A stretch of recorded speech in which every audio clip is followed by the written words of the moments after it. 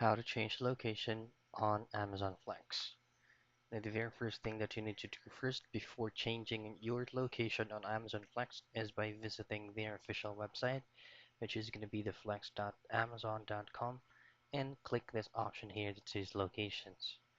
So what you want to do from here is you just have to ensure that the location that you're changing or you're swapping to is going to be available in here, or Amazon Flex is currently operating to that location that you're switching.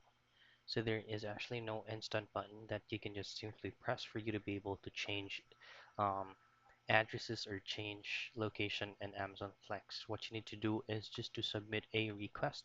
Again, visit their official website at flex.amazon.com and head over to the lowest portion of this website, and you can try to contact this support line number from here and then just let them know, or let the customer support know, that you will be changing your location too. So that's it. That's how you change location on Amazon Flex.